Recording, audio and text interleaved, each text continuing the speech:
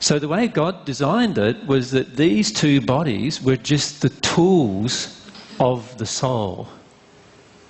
Do you see the difference? Whereas the way we often operate before then is that the soul and the spirit body become the tool of the physical body. Unfortunately for many of us, the animal part of ourselves drives the rest of it. So therefore, the animal part of ourselves, you could say, is the dominant force, and the soul and the mind are just its tools to get what it wants done. And it doesn't care often about the results. It doesn't care. And the only time it actually finishes up caring is when the soul's condition degrades so much that the primary feeling is one of pain. And once it gets to that point, the physical body usually gives up its dominance and allows there to be some other form of dominance that creates less pain. So unfortunately for many of us on earth, we use our physical body in ways that are totally out of harmony with love. We degrade in our condition. As we degrade in our condition, our pain worsens. Our physical condition worsens. We get old, we get wrinkly, we start getting all like a shriveled up prune in the end. If you look at an older person, really, that's how it is, isn't it? And why is that? Is because the soul is getting darker, darker, and now it's having more and more and more and more of an effect on the spirit body. Right? So, and therefore it's having more of an effect on the physical body, it's degrading its condition, and eventually we get to the point where we either die and pass in the spirit world and then come to terms with how bad we look, because we can now see it in our spirit form, or many of us on earth go, wow, I'm starting to feel really bad, I need to change my ways. We go. So like if one of the ways is smoking all the time, and we're starting to cough a lot, and we get emphysema, and we get all these other things, and eventually the pain, and we go to the doctor, and the doctor says, you've got to give up smoking, otherwise you're going to die. And we go, okay, I think it's time for me to give up smoking now. So we're willing to now make the physical body subservient to the deeper emotional pain that we're receiving, and as a feedback mechanism actually from our soul, in a way. And so what's happening is our true self now has to have a bit more dominance, otherwise we will die. And we're afraid of death, and so fear causes us to decide in our mind that we should take a different course of action, even though our body is telling us, no, I badly need these cigarettes, you know, to keep myself functional and keep me alive and keep me enjoying my life. And the doctor is saying, no, but if you do that, you're going to die. And so we go, no, in our mind we go, well, it's not logical for me to die because I can't then use my body to do other things that I actually like if I'm dead. So I need to change my ways. So I change my way in that particular direction, in that particular thing. So I don't give up food still or other things that are damaging me, and I don't say all food's damaging them and just the food that does damage you. I'm not giving up that yet because it's the smoking that's killing me. But then let's say after we give up smoking we start eating a lot more. Generally that's the case, isn't it, when you give up cigarettes, and you start eating a lot more, and now I'm starting to whack on the weight.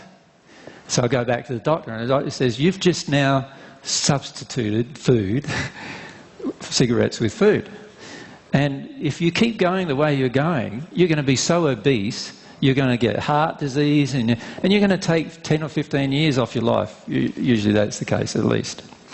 And so now he's triggered another part of our fear. Well, you know, I can't get my other needs met with this body if I continue to eat too much, so now I've got to go on a diet, right? So I now start being selective, so my mind now starts selecting what I eat in order to promote some longevity, in order to live a bit longer so that I can enjoy my body a bit more. That's the reason generally why we finish up doing it. So now our mind has overcome the brute with regard to its desire for certain types of foods. The mind saying, no, you're not allowed to have that food. You're not allowed. This is why it's so hard, you know, because your mind says that, and you get nice and slim again, and then you go off your diet. And because the soul's unhealed emotional reasons as to why it wants those things are still happening, And the physical body is just responding to that soul unhealed emotion. So therefore the physical body has its own desires. It needs that serotonin fix that gets squirted into the brain constantly, that every time we eat certain types of food. So it needs these chemical fixes. And so what does it do? It demands that you eat the same foods that you gave up. And so a year later you're back to the size you were again. And that's why we have that term yo-yo dieting, you know, down, up, down, up, down, up. And the reason why is because the actual sole reason for it to occur hasn't been addressed. And we're having to use our mind in a certain direction, force ourselves into a direction that we really, at some level, do not want to take. And this is the problem we face. But when our soul becomes dominant, now we would never ever, not because we wouldn't even have a feeling that we want to eat those particular foods that cause me to put on weight. You won't even like them anymore at all. You won't be attracted to them at all. You will not eat them because you don't even like them anymore. Stuff that you used to like, once you work through the different emotional reasons why you eat those particular things, you can't eat it anymore. And the body doesn't get its fix anymore that it used to get. And so you give them up completely and you never return to them. So I used to, for example, I used to like drinking wine. Who else likes drinking or liked? Yep. I had a big collection of it, and I was really into it in the sense of I was pretty selective with my wines, and I used to enjoy the taste of it more than... I never got drunk, but I used to enjoy the taste of it more than anything else. And so I had a fairly large collection. And then once I worked through certain emotions, I would have a drink of wine and it tasted like poison. Like the same thing that I used to really enjoy the taste of before, I couldn't even smell anymore, let alone taste. Before I'd go, oh, that smells good, no. Right, and then down with it just a zip at a time generally. Yeah, that tastes so good. Get out my olives and my cheese and my other things, right, with it. And, you know, if it was some kind of whiskey or something like that, I'd get out my strawberries and the other things with it. It was a real ritual. And once I dealt with the emotion of it, the physical body smelt the same thing and the response was totally different. So now when I smell some alcohol, it smells like turpentine to me. Now, most of you wouldn't drink turpentine unless you're a pretty hard-up alcoholic, right? and so I'd smell, oh, you know, that doesn't smell any good. It smells more like somebody needs to light and put a match to it than it does to go in my own body. And so there's not a physical decision that I made, not an intellectual decision to give up drinking. It wasn't an intellectual choice at all. My body was just saying to me, I don't want this anymore. So the body was now no longer desiring the same things. The animal no longer even had the same desires that it had before. And this is where, when we're soul dominant, we start to realise that actually the soul, this soul, does actually at some level control everything else. And this animal is actually controlled by the soul and its emotions and its feelings. And the spirit body's mind can actually be controlled, and the spirit body itself can also be controlled by this soul as well. And that's how God made you to be soul dominant.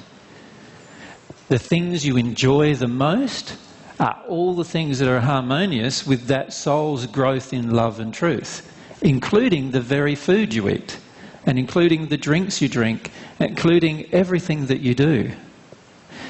And the soul then becomes the dominant part of yourself. And what we're learning to do is to go on the divine love path, or let's call it what I used to call it in the first century, on the way to God's love, because it's the only way, so it's the way, the narrow path that leads to life. On that path, there is only one path. God designed it, and on that path, your soul will eventually dominate everything you do in a manner that's harmonious with love and truth. That's what will happen on that path. And you will never need to fight against another negative or unloving emotion or behaviour again once you reach that condition. That's the reality of that condition. So if we can see that this self is the self that God intended to drive this self and this self, and we start to see the physical form and the spirit form as just a motor or a robot that allows the half of the soul to experience itself. That's all it does. These are just input devices for the half of the soul to receive an experience. That's all they are, just an input device. And once we see these things as input devices and start to allow the soul to dominate, then we make a lot of changes, and we're capable of actually making changes very rapidly without fighting them and without them being hugely painful. What causes most of our pain, in fact, is the brain and the mind fighting against the desire for the soul to be dominant. In other words, the brain and the mind want dominance. And that's what causes the majority of our pain, both physical pain and other forms of pain, emotional pain and so forth, is our desire for these things to dominate the soul. And we taught ourselves, or it would be best saying, other people have taught us from a very young age that our soul needs to be subservient to their mind. And in fact, for the majority of us, our childhood is our soul being made subservient to the mind of our parents. And so by the time we become, 7, 8 years of age, we are so used to being subservient to the mind of our parents that the only areas of our soul that we connect to are the areas of our soul that our parents thought were allowable. They're the only areas we connect to by that age, generally. And what we're attempting to do is to reverse that process, which feels, as Graham mentioned earlier, feels like it's a regression almost, initially. Yeah.